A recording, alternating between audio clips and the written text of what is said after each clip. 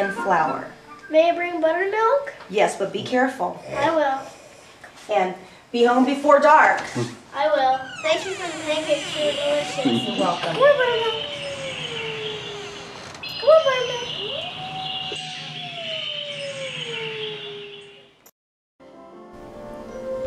The woods were quiet and a little bit spooky.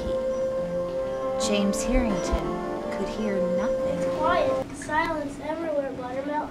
Not to my liking. All of a sudden, an old man jumped out of the woods. Hello, James. Where did you come from? If you were deaf, dumb, or blind, what would it be? What kind of question is that? Come on, The buttermilk. mysterious man opened his hand. Suddenly, a tree appeared into the woods. You still didn't answer my question. If you were deaf, dumb, or blind, what would it be? Who are you? You still didn't answer my question. Well, I need my eyes for seeing. I love my ears for hearing. I see.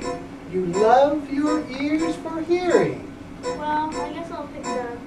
Whatever you say. And with a clap of his hands, Buttermilk, he disappeared. you're a spirit. And so the boy and the cow proceeded through the woods. As they walked deeper into the forest, James Harrington's ears started to clog up. Buttermilk, my ears are clogging up. Well, I'm not listening. I get smart. But by the time they got home, his ears were all clogged up. James Harrington had lost his hearing. He barged into the house. He jumped into his mother's arms and cried. His mother wept too. Mothers have ESP, but James' mother also had a gift. She had a magic voice, so she sang. The sun will come up tomorrow, bet your bottom dollar that tomorrow, come one may.